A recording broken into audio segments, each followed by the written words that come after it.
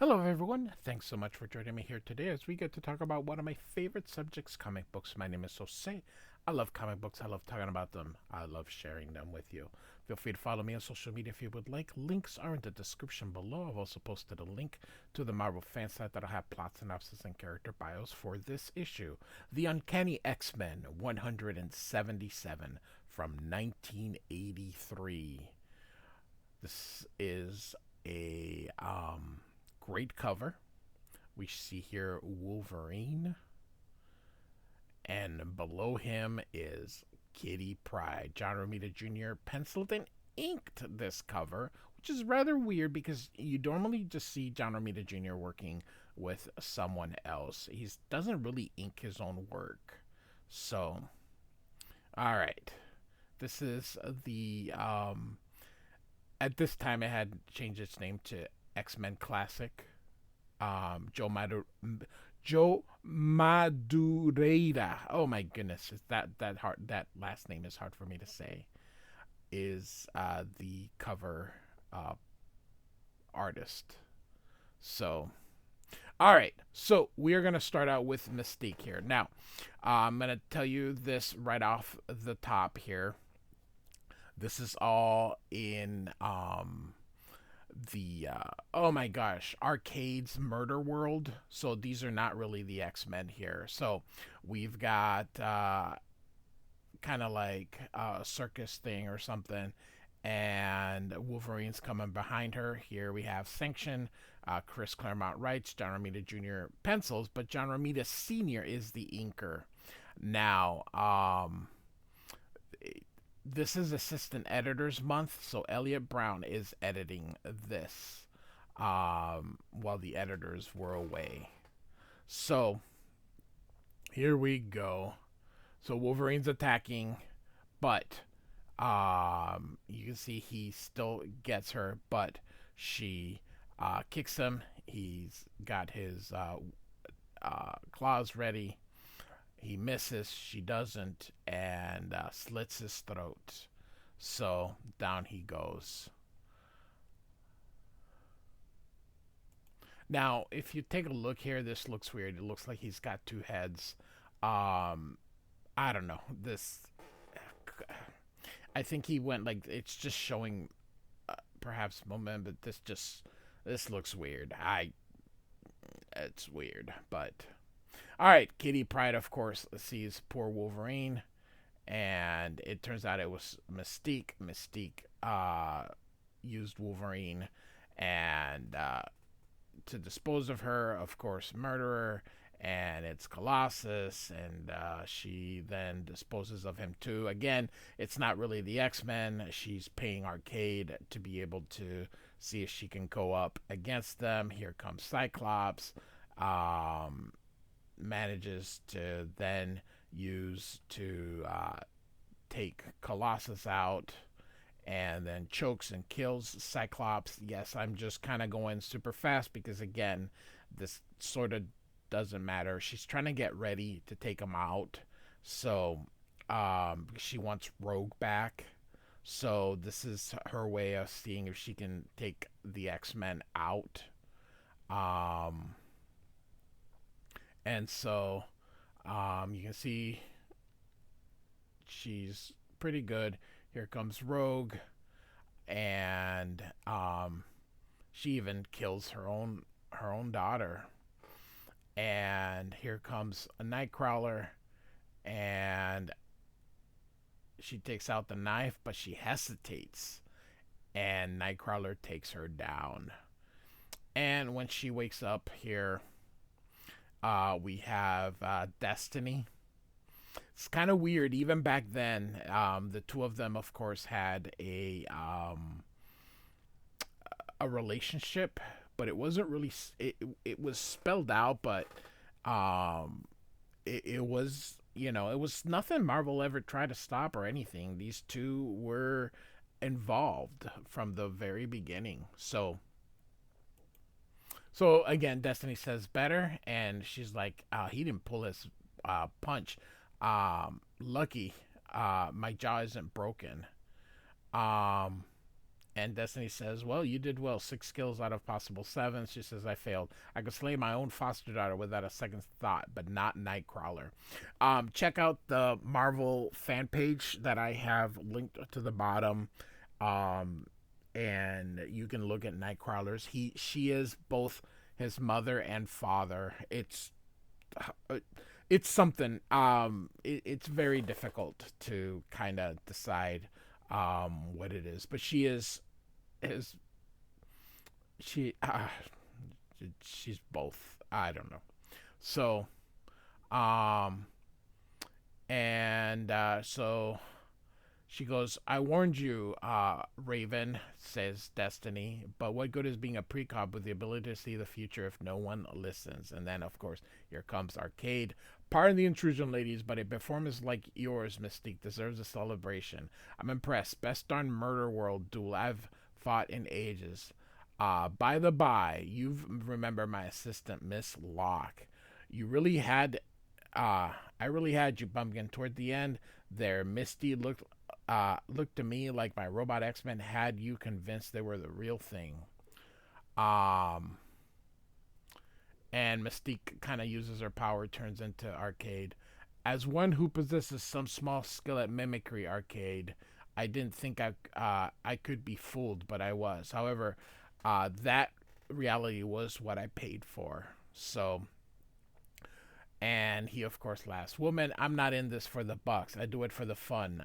A game like yours is on the house. Um, that's funny. No, you do it for those robots are not cheap. So you win, perhaps I die. You lose, nothing happens. Some Arcade, that doesn't seem quite fair.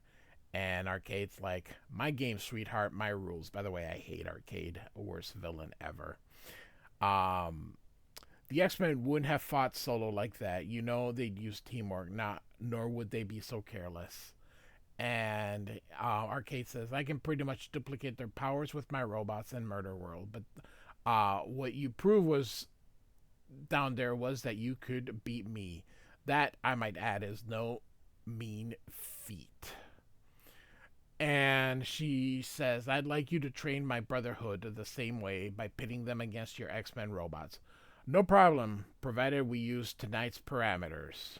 Namely, that one of those heroes won't be programmed to stun its foe, but to kill. A little something that makes the stakes more interesting for all convinced. And she says, agreed. And she goes, by the way, Arcade, which X-Men was it in my case? And he says, the obvious one, Cupcake, Rogue. So, um, and so Mystique says, he doesn't like losing. Each match will be harder and deadlier than the one before, but that's precisely what I want. Why the sour look, Irene? Says Mystique. This vendetta, your plan against the X-Men, is a mistake. And Mystique says, is it wrong to want my daughter back, to do whatever is necessary to get her? And Destiny says, suppose Rogue left of her own free will. You know how troubled she's been of late. And Mystique says, no, I don't believe Rogue would never abandon me. If she's with the X-Men, it's because Xavier forced her with his accursed telepathic powers. He's manipulating her mind. And Destiny says, Raven, have you considered the cost? How could you not harm a facsimile Nightcrawler? How will you fare against the X-Men himself if he's killed? And she's like, be silent, woman.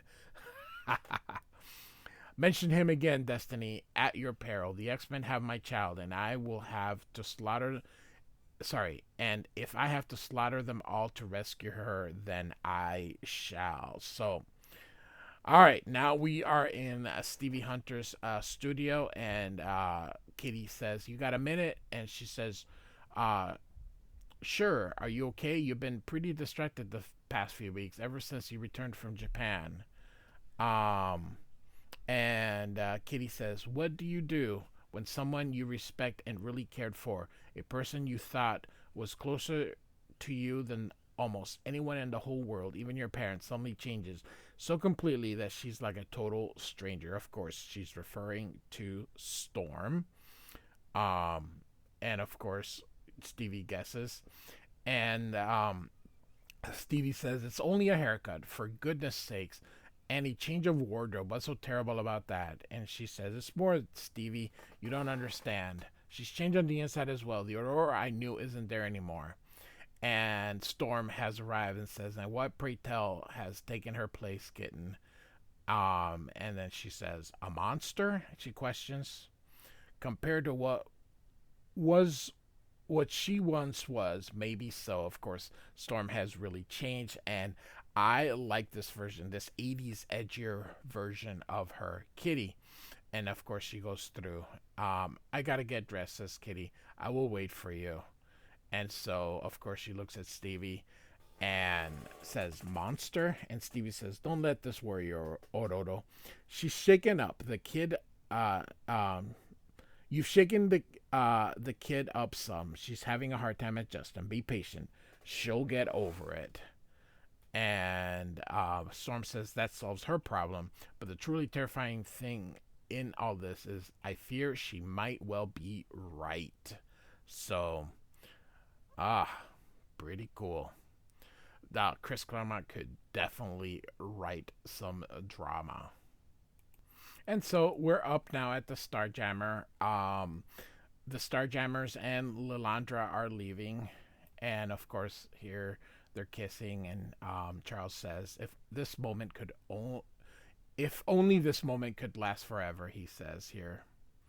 Um, and Lilandra says, "Remember it, my heart, for it may be all we have." And Xavier says, "I believe in happy endings, Lil. There will be others and better." And she says, "I wish I shared your optimism. Even if I win, the battle will be long and hard." And of course, she says, "While we yet live, Lilandra, we must have hope. Be true to our love. Come back to me." And she says, I shall, Charles, if need be, from the gates of hell itself." So, of course, now Havoc and Cyclops are saying goodbye to their dad, Corsair, and we see here that there was a little bit of coloring that was missed here. And he says, Cyclops says, "Do you understand why we're not coming?" And Corsair says, in a way, Scott, I'm glad you're not. I'm a warrior and a pirate. Much as I'd like you by my side, this isn't the life I want for you." So, of course, "We'll miss you, Dad," says Cyclops. "You have a wife, Scott. Take care of her. Give yourself the chance for lasting happiness your mother and I never had." And so, "I'm proud of you, my sons. If your mother were still alive, she would be too." And so everybody transport Aus. And Cyclops says, "Thanks, Dad, for showing us who we are and where we come from. We'll never forget you and never stop loving you." So, and look at that. Everyone is crying here. And Corsair says, "Scott thinks this is it, that that we're going off to die." So, Lilandra says, "We are six against the might of the galaxy, Corsair." He has a point. And Corsair says, "We can still quit, Lilandra." And she says, "I'm tempted, but I cannot. In my case, Empress, I don't want to." So off they go here. And so now we're back on Earth here. This is the Lincoln Center in New York City, where the Royal Ballet from England is going to give a performance here. So, and we see Nightcrawler and Amanda here. "Kitty and I will meet you at the theater, Kurt, after we park the auto. Don't you two get distracted along the way." And of course, Kitty's like, "Kurt, we wouldn't. Pity, I would. Hurry up, though. The show's about to start." "Yes, I know the age difference. We're just gonna keep going. I've already said my piece." "You shouldn't tease Kitty, Nightcrawler. It isn't nice. Every so often, since I look like a demon, I have this irresistible urge to play the part." "Is anything the matter, Kurt? You sound down." And he says, "I've been thinking about Scott and Alex, orphans most of their lives until Corsair arrived to give them roots and a heritage. I wish I was that lucky. Who am I, Amanda? Where do I come from? What is my real family? Um, and she says, I know you told I know what mom told me. She found you newborn and barely alive in a roadside shelter in the Black Forest. A man, your father, I guess, lay outside. Probably took one look at me and dropped dead from fright. Stop it, Kurt. That isn't funny. There was no sign of anyone else. Because of your appearance, mom decided to raise you herself in the circus. Did she even try to find my family? I don't know. I never asked. And neither did you. Before now. Why all of a sudden is it so important? And Nightcrawler says, the leader of the Brotherhood, Mystique, looks like me. And when I asked if there was a connection between us, she said, ask your mother. So, and Amanda is surprised by that. Life's been so hectic these past months, I never got the opportunity. But I've let my questions and fear fester too long. I need answers. And so Amanda says, we will phone my mom tomorrow. And of course, Kitty's complaining about where they had to park here because she goes, I was afraid we'd never find a space. Driving in this town is getting ridiculous. And Colossus is like, the sky's clear, Katya. A brisk walk will do us good. Yeah, the rolls will probably get ripped off while we're gone. So, and he goes, you're in a cheerful mood. I thought you were looking forward to the ballet. And she says, oh, Peter, I am. I don't mean to be such a grump. I've got too much on my mind. He says, would talking about things help? And she says, it's these series of experiments. I've begun with Doug Ramsey, a friend from dance class. He's into computers like me, only his specialty is software. I'm the hardware. So Doug Ramsey will eventually be a member of the New Mutants. So, anyway, not, anyway, so as they're going through, she goes, what the heck? And there's an explosion up here. And John Romita Jr. looks so Spider-Man because I associate John Romita Jr. with Spider-Man because I would say 50% of everything he's done is Spidey. And Colossus is like, I can hear screams. People are injured, trapped up there. Summon the fire brigade, Kitty, while I do what I can to save them. And she, of course, says, be careful, Peter. So he changes into Colossus and rips up the tux. Luckily, this portion of it stayed still. So, so she goes up, and then he's like, and who is this Doug Ramsey? I don't remember meeting him. Kitty speaks fondly of him, though she must like him very much. So a little jealous. And so he reaches the top floor, but of course it was the Blob waiting for him. So if this was a trap, which makes me wonder, how did they know? So, well, it's comic books. So anyway, here comes the Blob and just smacks him out. And so it knocks him through out of the building, and now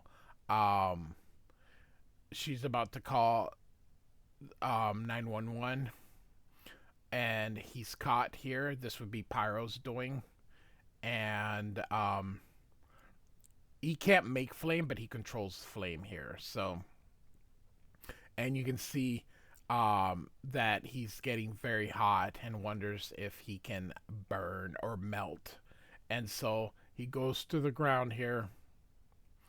And here comes Avalanche now, and he's going to use his power. He controls the earth, so he's able to make earthquakes. A lot of these powers are so convenient, but, and you know, how come most mutants each only have one ability? How come, like, there's not 50 billion abilities out there? Other than telepathy. Telepathy seems to be the one that everybody gets. But, anyway. So, um, he gets these trucks here, and now with liquid nitrogen here, and they rupture the tank. And then when he goes, because he was so hot, the liquid nitrogen has now bonded to him. And thus we end the issue with Hell Hath No Fury. So this issue was a bit quick because of like half of it was, of course, that stuff in Murder World. So I just sort of glanced and skipped over it. But here we go. So it got much better than after that part here. So look at this image of Colossus. So Uncanny X-Men 177, Chris Claremont, John Romita Jr., and John Romita Sr. By the way, rest in peace, John Romita Sr. Like and subscribe. I do thank you for listening. Goodbye.